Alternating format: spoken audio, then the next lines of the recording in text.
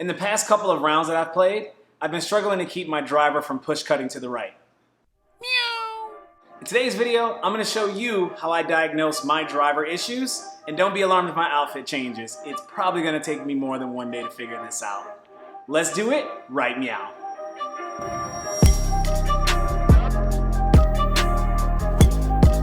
Thank you very much for tuning in to my YouTube channel. My name is Kenny. Some of you may know me as Kennie Kat. I am a competitive golfer, and this channel is dedicated to my journey on what it takes to become a better competitive golfer. Let's jump straight into it. If you've watched the last few round recaps that I've done, you've noticed that I've talked about my struggles with my driver moving off to the right. I've been hitting some huge big push cuts, and they've been about 40, maybe 50, sometimes even 60 yards off to the right. Obviously, that's not going to work for the long run. I've just kind of been managing it through in the rounds by aiming further left. But at some point, we're going to have to accept that, yes, we need to work on better consistency with the driver in order to put myself in a better position to attack greens. I'm going to go through a couple of different things. I'll do some self-diagnosis. I'll bring in Big Kurt and get his analysis. But ultimately, I'm going to try my normal process of what I do to figure out when things start getting a little out of sync. I've got a competition coming up in a month. And the likely reality is I'm probably not going to have a complete solution by the day that tournament comes up. Best case scenario, I show up on a tournament day and I've been able to reduce the miss to a smaller window that'll keep me in play. Worst case scenario is I show up to tournament day and I've got a two-way miss. Hopefully that's not the case, but I'm going to try to figure out a solution to get this thing rolling. First things first. We got to figure out where we're striking the ball on the face. I suspect that I'm hitting it out of the heel. I know I'm hitting it out of the heel. I can feel it hitting it out of the heel. But we need to confirm strike first before we move on to anything else. Let's head over to the range.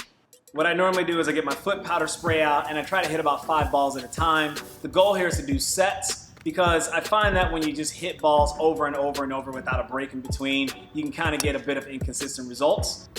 I like to hit 5 balls at a time with about a minute or so of break in between each ball. And what I'm looking for is not to really control anything. I'm just swinging the driver at my normal speed and my normal pace, just trying to go through my full process, my full routine, and just hit 5 drives as consistently as possible without having any swing thoughts. I don't want anything to interfere with the results of the test. After you get done with your first 5 hits, you want to check and see what the grouping looks like. Now, if you've got a grouping that looks a little bit consistent like here, I hit one ball that was a little bit more toey, but for the most part, they're pretty centered. That's typically a good idea. That strike is not the issue itself.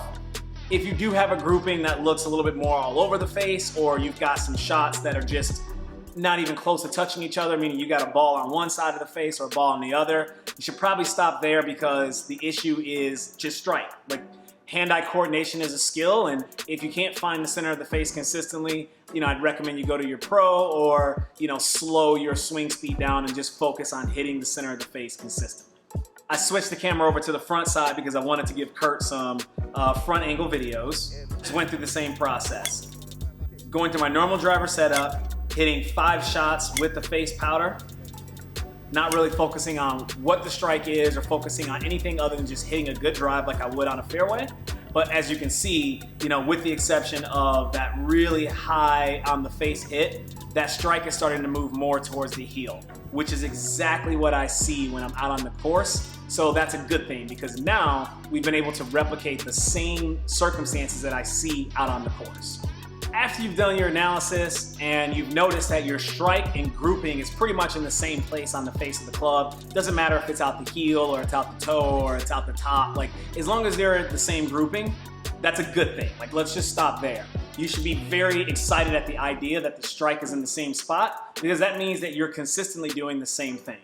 I know a lot of golfers get stuck into this whole thing of, I want to be more consistent. The reality is you are consistent. You're just probably consistently getting a result that you don't like to see.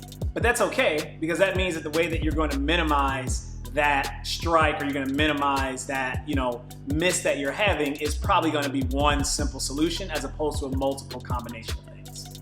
The second thing that I would look at is the ball having the exact same flight? For me, that was push cutting to the right. Every single shot was starting up the middle and moving straight to the right or starting right and moving further right. Now, if the ball was moving in different directions and the flight was all over, going left to right, right to left, straight, and different types of ball flight results, then that'd likely be an issue of your face and your path. If that is the case, then obviously I would, seek the help of a PGA professional, get yourself a lesson, see if you can work out those wrist angles and get a better control of your face and your path. Let's take a look at what Kurt has to say and what his thoughts are on how I can improve my ability to keep that driver on the planet. All right, bud, overall it looks still pretty good. Still similar stuff that we see in the legs.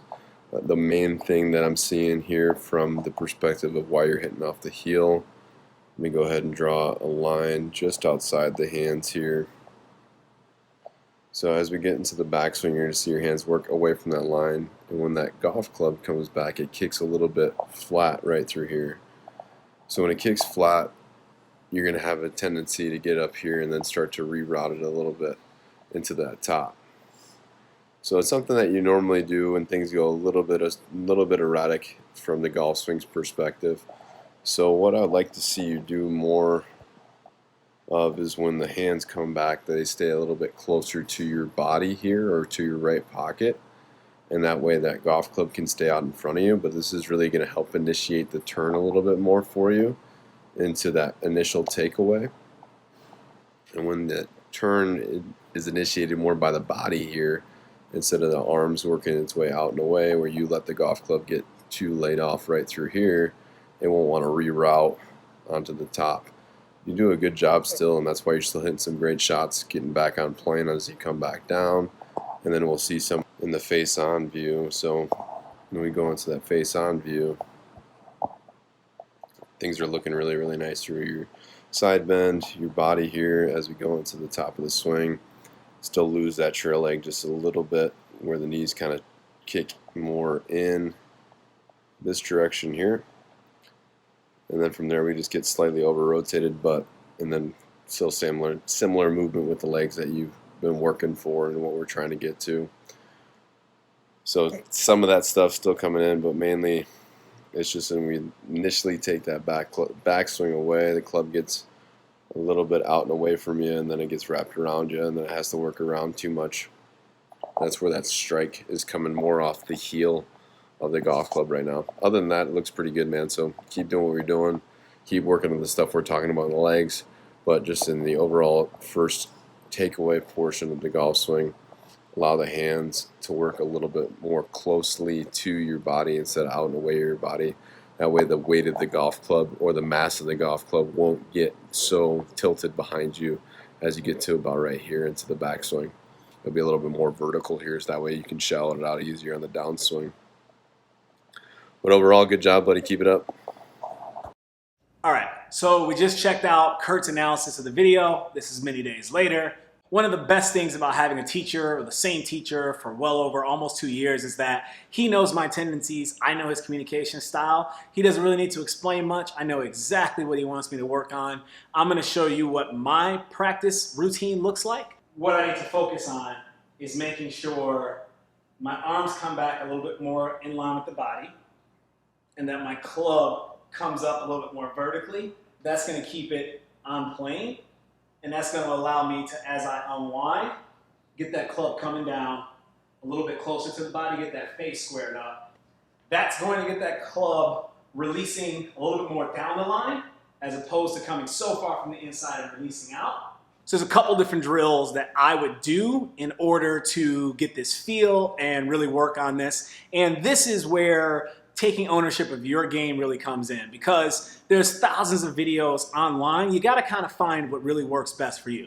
So just to continue working on the thing that Kurt and I have always worked on, which is me activating this trail glute or this trail hip, is, you've probably seen Roy McIlroy doing this, just keeping a little bit of flex in my knees, a little clump across the chest, and just, again, I do these rotations and try to just feel like I'm activating this leg, pushing this down at target, or pushing this down at where the ball would be, and then rotating out of it. Now, the reason I do indoor drills is, one, it's 110 or 112 degrees in Arizona, so I really don't want to be outside doing this. But the biggest reason is, I like to separate the result of the ball from the actual movement that I'm trying to do. And then I just trust that my natural ability and hand-eye coordination will help me find strike and will be in a better spot. A couple good hand drills I'm gonna do. I'm sure you've seen this one before. I'm gonna get that right hand, I'm gonna get it facing just on the inside of the club, and I'm literally gonna look at this mirror that's right here behind the camera,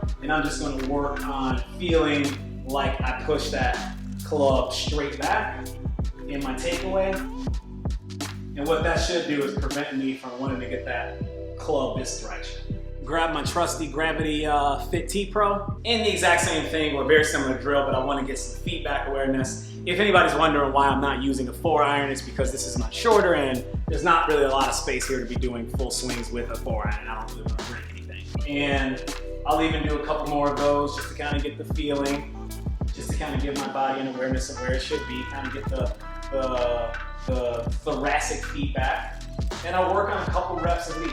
Just coming back really slowly, getting a feel for where it feels like to be from the driver, getting a feel for the release. And as the day goes on, and as I work in these different elements, and I'll just go back and forth between different ones, see kind of what feels good, work 5 minutes of one, go back to work 5 minutes of another, do my normal daily chores, and I'll just go through this process as many times as I possibly can, and hopefully this is gonna transfer over to the range.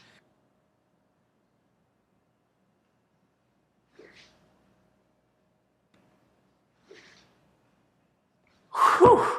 I am literally sweating from doing that. And that's a good thing. Like, this is like a workout process. It takes, you should be sweating by doing these like indoor drills, mirror drills. Like, if you're not sweating, you ain't working hard enough. I'm gonna end this one here, and then we're gonna get a video taking a look at, you know, what that process looks like as I start to bleed it onto the range, and hopefully be able to do a before and after analysis after some time has changed.